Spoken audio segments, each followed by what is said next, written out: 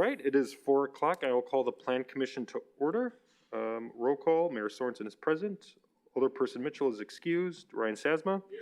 Jerry Jones is excused. Marilyn Montemayor. Here. Dave Hoffman. Here. John Matiska. Here. All right, for those present, please stand for the Pledge of Allegiance. I pledge allegiance to the flag, the United States of America, and to the republic for which it stands, one nation, under God, indivisible, with liberty and justice for all. Okay, is there a motion to approve the minutes from September 14th? So moved. Second. Motion and second. Any discussion? Seeing none, all those in favor, please state aye. Aye. Anyone opposed? Chair votes aye. The minutes are approved. All right, first we have 3.1, application for conditional use and sign permit with exceptions by Regency Laser, am I saying that right? And Wellness to install a new electronic reader board monument sign at 4027 South Business Drive. Steve, you want to take it away? Sure. Thanks, Mayor. Patrick Milans is here. Is it Regenesis? Regenesis. Regenesis, okay, all right. Okay. So what we're taking a look at is at Regenesis Laser and Wellness, and that's 4027 Business Drive. Just on the south end of Business Drive by where the city's doing the new soccer complex, kind of in the area of the business park, one of the few commercial businesses in that area. And they have an existing monument sign that you can see in the picture here, a little dated, and the electronic reader board portion, which is on the bottom of the sign, is no longer working. So they wanted to have the opportunity to reinstall a similar sign in the same location, looking for a little bit larger electronic reader board. The cabinet would be approximately 37 square feet, identifying the tenants, and then the electronic reader board would be 33 square feet. Staff doesn't have any issues with the proposals. The only couple of comments that we did have had to deal with the kind of the color and designs of the materials themselves. If you take a look at the existing facility, kind of see there's some browns and bricks and kind of earth tone greens and things like that. And we'd like to have the opportunity to try to work with the applicant. When we take a look at the new sign, there's some blues and deep greens and reds and some colors that don't really pick up on any of the design or materials of the building. So staff was recommending approval of the proposal, just with the aspect of a condition of trying to work with the applicant in terms of some of those designs and materials. So I can answer any questions. The applicant's here, and I don't know if there's anyone else here for this one. Sure. Did you have anything else to add? No, actually, I Can you go to the podium, yeah, please? sorry. I think working with Steve, I think would be a great idea to get the colors toned down a bit. They're a little much. The Regenesis picked those because it's in their logo. That doesn't necessarily mean it's great for a sign. And I've tried to go back and forth with them, and I think with Steve's help, that will get them to decide, well, maybe this isn't a good idea. And like Steve said, the one that's up there right now is outdated. One side of it is a pan form face while the other side is flat. And at night when the light shines through it, you can't see one side because the lights are too close to it because it's meant for a flat or a pan form face. So the lights are too close, so it gets washed out. That's why they're really looking to get something new put up, and to revamp what they've got there, it just doesn't make sense when you can get something updated and new. They've never even had the message board working. They don't even know where they would start to even get that thing working. And honestly, we wouldn't even be able to get parts for it. They don't make them anymore. So it's got to be something new. All right. Questions from anybody? I'll make the motion to approve. Oh, sir. Sorry. Yep. Yeah, you want to come up? Can you state? I'm the president of the Creekside Owners Association. I'm just here to inquire, and you might have said it and I might have missed it. The aspect of the lighting, how bright is it? Where is it shining? West, east, north, south? Sure, I can answer some of those questions. If you wouldn't mind Yeah, there we go. You're familiar with the existing sign, so they're coming in to propose a new sign, basically the same, size, different kind of shape to it, looking at an electronic reader portion, which is, if you see the faces of the two women, that would be an electronic reader board. The sign is going to face north and south along Business Drive to pick up the advertising of the traffic going by that direction. It's approximately 15 feet from the property line. So in essence, you would be looking at a very similar sign, other than now you're going to have a larger reader board component to the cabinet.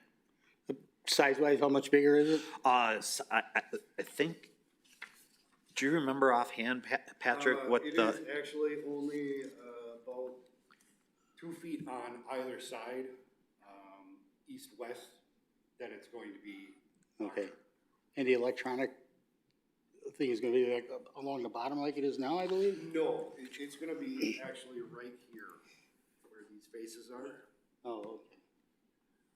So it's gonna be above where the existing one is currently. So that half of the sign is gonna be lit, is what you're saying, right? Yes, And it's facing north and south. yes. And we're just concerned about, whitewash on our property. We've got some units right up towards the front there. There's this road. Right now, it's not a nuisance, but I can't tell what that's gonna do, but. No, at night it's actually gonna be dimmer, than during the day. I think we went right We'll get that here and around it. residual against the residential properties that are near there. Thank you. Does that answer your questions? Okay. Questions from commissioners? Motions by Yes, commissioners? please. Is there a second? I'll second. Motion second. Further discussion from anyone? All those in favor, please state aye. Aye. Anyone opposed? Chair votes aye. That's approved. Thank you. Next, we have 3.2, application for conditional use with exceptions by Bookworm Gardens to construct a new nature school and restroom facility at 1415 Campus Drive. Steve? All right, thanks, Mayor. We have Elizabeth Whelan here from Bookworm Gardens, and we have Mike Miller and Aaron Yokel, who are the architects from Haig Miller, correct? All right. So what we're taking a look at is we're looking at Bookworm Gardens, which is located at 1415 Campus Drive. And the proposal before you today is to create a new nature school and restroom facility at what would be the northwest corner of the site, which is presently one of the areas on the site that is grass and somewhat vacant. So Bookworm Gardens is a botanical garden based on children's literature, and their mission is to inspire the love of books and nature in young at heart. The proposed improvements are to be located in the vacant sloping green space on the Bookworm Gardens northwest corner of the site. Improvements will include a new preschool use, the nature school, based within an authentic yurt structure, a new restroom building, extended pathways and gardens, and outdoor children's activity learning areas, a pedestrian bridge, and a drop-off entrance point for the nature school. The nature school yurt is being sited on the high portion of the green space to maximize visibility, allowing it to be the showpiece for the Bookworm Gardens site. The restroom building is sited on the lower portion of the site, and both the nature school and restrooms will be fully accessible from the drop-off and existing pathways to each other. Located between the new buildings on the west pathway will be an outdoor children's activity learning area and extensions of the gardens. The Bookworm Gardens Nature School is a program of Bookworm Gardens and shares the Bookworm mission to inspire the love of books and nature in the young at heart. Using nature as a catalyst for learning, we aim to foster a sense of wonder through play and inquiry-based exploration. The Nature School will offer Tuesday and Thursday tuition-based class options for the learners age 3 by September 1 of 2022. Class sizes will be limited to 14 to 16 students. The educational basis of Bookworm Gardens is an extension of and is consistent with its neighbors at Sheboygan Lutheran and the UW Extension and UW Sheboygan. The proposed conditional use will be an extension and enhancement of the existing Bookworm's Garden use and mission, and newly offered nature school function will be an asset to the community. Applicant will obviously be working with the city's building inspection department concerning all the building and mechanical codes related to the structures. And one item just to bring to the attention to the Plan Commission and to the applicant is just that pickup and drop-off area. One of the, you know, when you take a look at it, it's a fairly small drop-off area, and the road accesses UW Green Bay and Bookworm Gardens can be busy at times, and it's important that the applicant keep this area visible because the driveway is located right on the curve and the main access road, and visibility will be impacted at times when this small driveway is full of vehicles dropping off the students. So staff would definitely encourage the applicant to continue to work with the county to see if there's any opportunity of dealing with stacking links in this area. You can kind of see with the pictures that when you have two vehicles in there, vision and things like that can be, you know, on that curve. And so it'd be worthwhile figuring out times that the university lets out, you know, maybe staggering different times, because I would imagine if there's 14 to 16 students, they're probably might all be dropped off and picked up at the same time by parents. I don't know. And maybe you guys can address what you're thinking on that. Other things the Plan Commission may want to have the applicant address is just that the restroom facility is separated from the school. So how does that work? I know that it's going to be used for the overall gardens, but just maybe some comments on that. I'm not sure, and maybe you guys could explain what the proposed design materials of the fence and retaining wall would be in that area. I'm assuming it'd be similar to what's there now, but maybe you could expand on that. And applicant is requesting following variance, just if there was any variance from the locational landscaping requirements. Obviously, the gardens are done nice, but some of our requirements require certain plantings by buildings and things like that, and this will give them some flexibility with those. So staff was recommending approval of the proposal subject to the conditions you have before you. I can answer any questions, and the applicants are here. Elizabeth, any questions or follow-up? Yes, a couple things. First of all, thank you for listening to our proposal today. And Marilyn, Kate says to say hi. To the point about the drop-off, Steve, we have planned into the drop-off schedule for the students staggered drop-off times to hopefully lessen that traffic jam up there. Additionally, since we'd be starting off in the mornings, like we've been paying really close attention to student traffic on the campus. The worst time for it is like when I was leaving today to come here.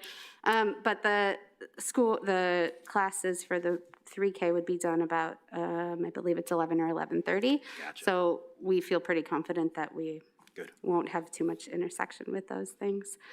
And then anytime you want to leave this position and come work for me, you just said the mission of the gardens beautifully. Thank you so much. Yes. Do you want to talk about materials, Mike? Sure. Regarding the fencing and retaining wall, what we're envisioning with the fencing is it would be very similar to what's there now. Retaining wall is going to be a keystone type system, so I guess envision a split face concrete block, earth tones, and it's going to be tapered up as it climbs up. And going from memory, we had looked at, we haven't done detailed civil engineering on the work on the project yet, but just going from memory, looking at preliminaries, I want to say the wall height is going to vary from 0 to, do you remember, Aaron, if it was about 5 feet at the highest point? And that's subject to be modified based on the civil engineer. All right. And I apologize, what was the other materials that you're curious I don't know if you want to just maybe explain to everyone the facility. Can you address how the structures were laid out, the yurt and the placement of the restroom and the thought pattern behind the way they were put that way to try to make them more obscure? Yeah, I particularly the guess restroom? like was mentioned early on, the placement of the yurt is on the, I guess, the road slopes down this way and the grade all slopes down this way. This is an existing pedestrian bridge. So the idea was to keep the yurt on the high point of the site, so as people are driving up the hill and around the corner, it's more prominent. And with what we have to work with, there's, you know, there's the road here, there's a ravine right through here. The yurt's taking up this portion, so that left this area for the restroom facility, which is fine because it's lower and it's not as visible, and we didn't really want to put a spotlight on the restrooms per se. But they are separated by design because the restrooms will be used by other users of the facility besides just the yurt. Can I add to that? Yeah, certainly. I remembered, Steve, the other question you asked, which was the connection between the nature school and the restroom facility. So mostly people come to Bookworm Gardens and they're just thrilled. But if they have a complaint, usually it's the lack of restroom facilities on site. We saw 80,000 visitors in 2019, and we just are completely at capacity when it comes to the restroom spaces.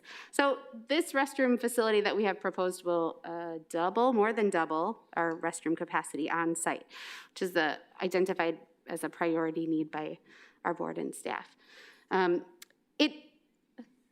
You guys are much more well-versed at this than me, but like it looks like, Chad, you mentioned like it's seeming obscure over there, but if you actually look at the site of land, we're talking about a small space. So it in no way will be obscure or like tucked back, or we really want the general visitor to be able to use the restroom. That's kind of the point. We like it on this other side of our site because as it is, the physical building, the Learning Cottage, is the only restroom location currently, right when you come in. And this is nicely placed kind of halfway along your traverse of the garden, so it'll give an opportunity to have well-spaced out restroom experience in separate areas. Additionally, you talked about asking how the 3Kers will utilize the restroom facility.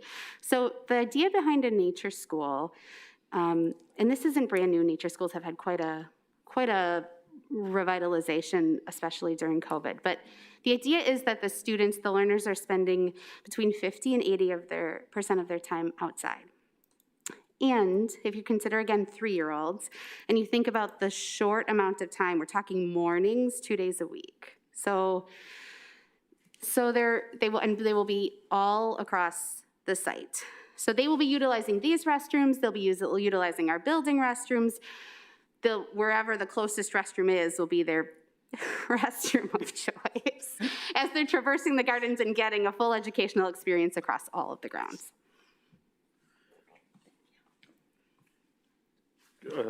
Dave?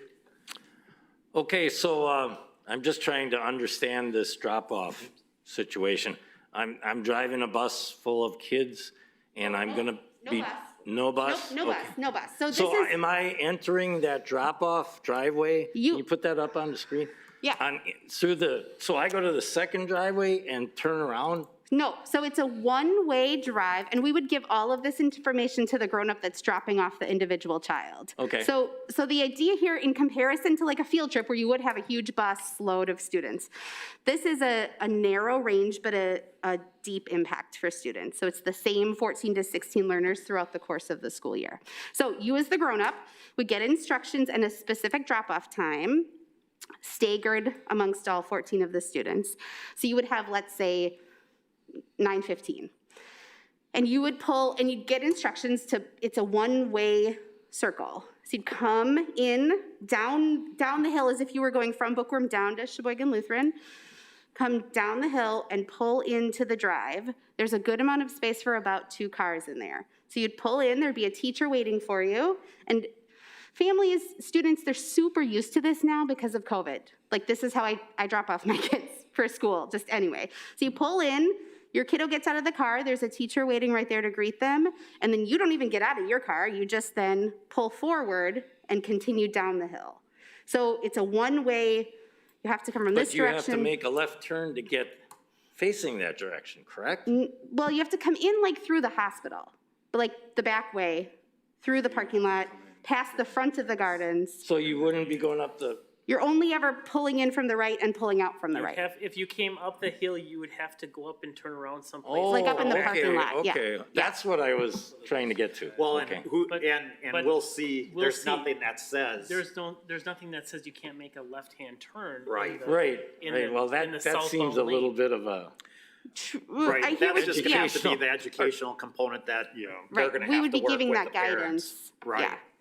This is Okay. how you proceed through the drop-off and pickup line. Right, and so those were just a couple of the concerns, cause it, you know, if I'm coming up, I'm not going all the way to that intersection, you're I'm right, turning left right. right there and coming in. right. But it is absolutely of utmost importance to us as well, that that whole situation be as seamless for, and safe for both the students and of course the UW students and anybody that's utilizing it. Right. So we would try to give very, very clear instructions to the grownups. We would also just pay really close attention, what's working, what's not working, what can we continually implement to make sure that it's as safe as possible.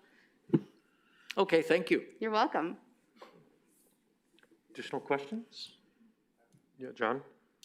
Which one are you at? There you We're go. here all There we night. go. Hi. All right, so drop off is one situation. What about pickup? Is it everyone's deal, coming at the also same staggered. time or is it staggered as well? No, it would also be staggered. Okay. In both And would it cases. be at that one location or do you pick up at the main entrance? No, the front entrance of the building doesn't work so well for this type of drop-off and pickup because there's nowhere to park, first of all, and we don't want them stopping in the middle of the road. Okay. And it'll all be drop-off and pickup through the One section? thing. We want to have pretty tight control over it, especially considering the age of these learners and just their overall safety. Plus, you know, like 3-year-olds, routine is the thing, right? So you pull in, load in and out of your car, and pull out, and you sort of hit a rhythm. Steve? Yeah, and the other aspect is that you just got a lot of 18 to 22-year-olds who want to get in and out of school as fast and quick as possible. So it might just be one of those ones that I think as these guys do this over time, maybe you continue to work with the county, talk to them, see if if it works fine, great. If there's other things, maybe it's a recommendation that they just kind of see how it goes and work with the county who's the property owner. And maybe down the line, if it's necessary, you have those conversations and if things need to change. I don't think there's a concern, you know, hey, we want to do anything for it, but we just want to make sure that it works well for everyone, especially you guys. Other thoughts, comments? I just want to add one comment too. Elizabeth gave me a tour a couple months back now. Getting a summer, right? Her foot's doing much better right now. Just kind of scoping out the property and kind of giving me a lay of the land. So I think this is a wonderful project that they're working on. So just want to give kudos to you and your team and providing another awesome opportunity for education for the kiddos. So Thank you. if you haven't been out there in a while, go check it out. Definitely, they're always growing, doing a lot of awesome stuff. Yeah, got to sneak in a visit before we close for the season on October Exactly. 31st. Okay, thank you. Motions? I'd like to make a motion to approve. There's been a motion second. Further discussion? Seeing none. All those in favor, please state aye. Aye. Anyone opposed? Chair votes aye. That is approved. All right, next meeting, October 12th. We've exhausted the agenda. Is there a motion to adjourn? Make a motion to adjourn. Is there a second? Yes. All right, there's been a motion and second. Now she wants beer all day. All those in favor of Bookworm adjourning, said we're please gonna be state here all aye. night. Anyone opposed? Chair votes aye. We're adjourned at 4:23. Thank you.